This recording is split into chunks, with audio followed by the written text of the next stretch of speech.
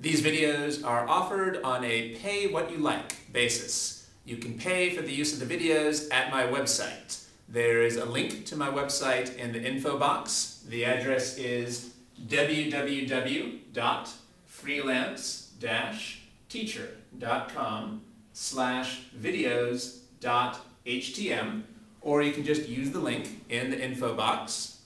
By the way, I also offer tutoring via Skype, and you can find more information about that Skype tutoring service at my website. Thanks. Well, what do you remember about buffers? Do you remember what is a buffer? It's a strong acid with a weak conjugated base, or strong base with its weak conjugated acid. Okay, so let's clear those ideas up. And do you remember what is the purpose of a buffer? Let's see how I can. Or what's the interesting thing that buffers do? They don't.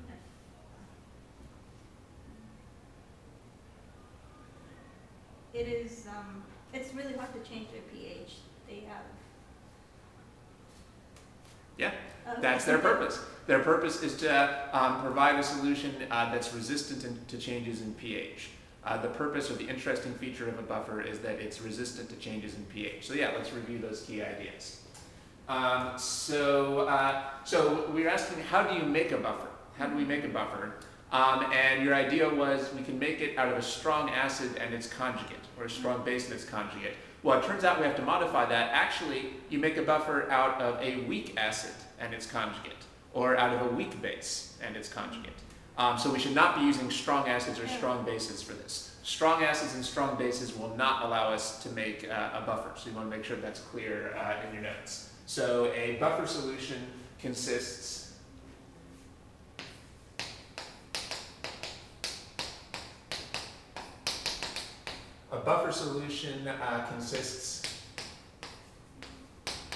of a weak acid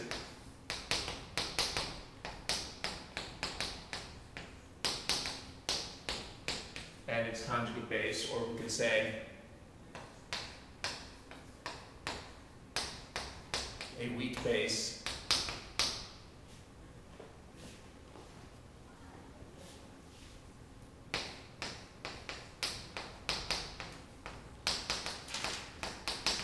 and its conjugate acid.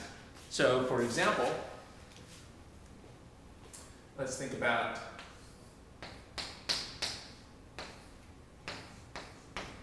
this acid. This is acetic acid.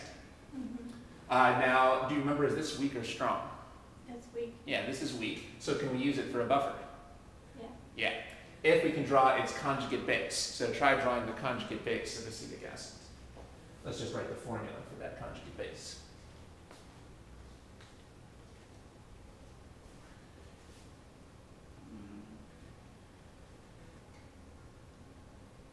Good.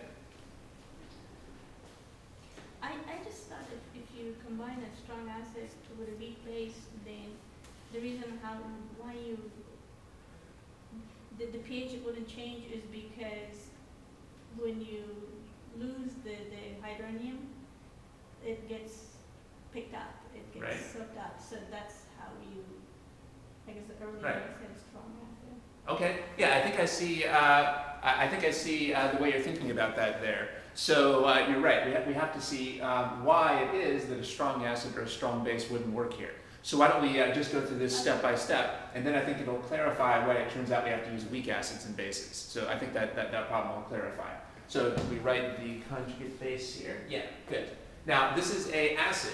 So its conjugate is what it looks like. Remember, an acid donates a proton. So its conjugate is what it looks like after it donates the proton. So after this donates a proton,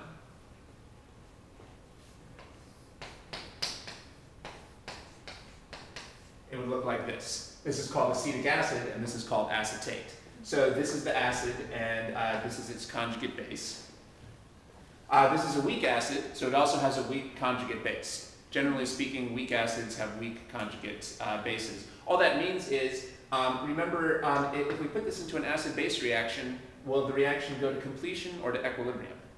Equilibrium. Equilibrium. Well, what will be an equilibrium? It'll be an equilibrium with this. So that means they both must be weak. Remember that a weak acid, the basic definition of a weak acid is something whose acid-base reaction goes to equilibrium. If you react this with water, it's not going to deprotonate all the way. Instead, it's only going to partially deprotonate. And similarly, if you react this with water, it's not going to protonate all the way. It's only going to partially protonate. So that you would always have an equilibrium in water between these two things. So this is why a weak acid always has a weak conjugate base, because that's implied by the idea that it's an equilibrium. If this is an equilibrium, it must be an equilibrium with its conjugate. Sometimes people get confused about that because it is true. The weaker we make this acid, the stronger this base will become. It's true that the weaker we make this acid, the stronger this base will become. But nevertheless, in general, if this is a weak acid who goes to equilibrium with water, then this must also be a weak base that exists in equilibrium with the acid over here. So we'll clarify that as we go along. All right, so anyway, here's a weak acid and its conjugate. So are these the types of things we can make a buffer out of? A weak acid and its conjugate? Yes. Yeah, these are the kinds of things that we can make a buffer out of. Here's hydrochloric acid. Is this strong or weak? Strong acid. Yeah, this is a strong acid. Is this the kind of thing we can make a buffer out of? No. No. And let's clarify that. Let's write down what would be the conjugate of hydrochloric acid.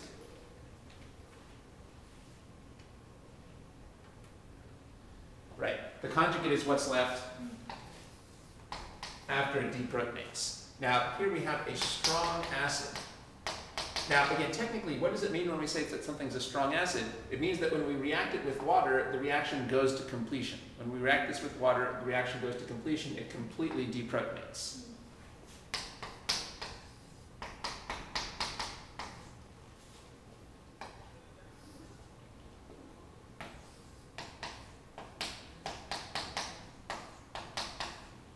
When you react this with water, it goes to completion. It completely deprotonates. All the hydrochloric gets turned into chloride. There would be no hydrochloric left. So another way of putting it is, all the hydrochloric gets turned into chloride, and none of the chloride gets turned back into hydrochloric. Otherwise, it wouldn't really be strong. So this is a reaction that's going to completion. So people call this the conjugate base of hydrochloric, but that's a little bit misleading because really, technically, this is really approximately not basic at all. The best way to, even though this is the conjugate,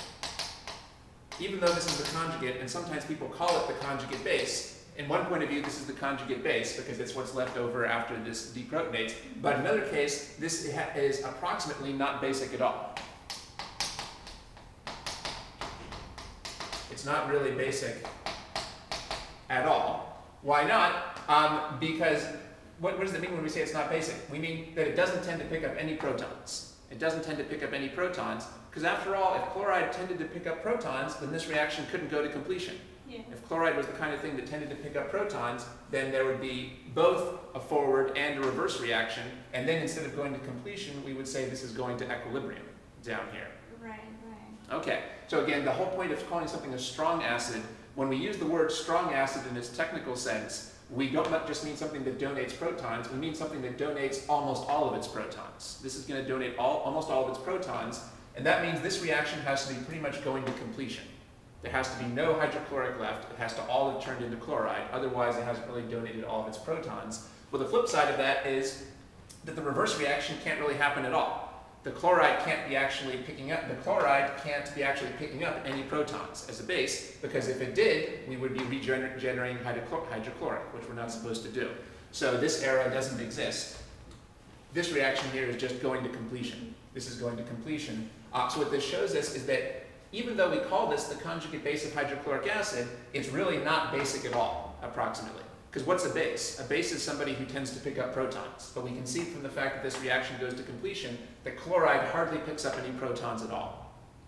So it's really approximately not basic at all, even though there's this convention of calling it the conjugate base of hydrochloric, just because chloride is what you have left over after the hydrochloric donates its proton. So the terminology, one reason acids and bases are tricky is there is some kind of bad or confusing terminology.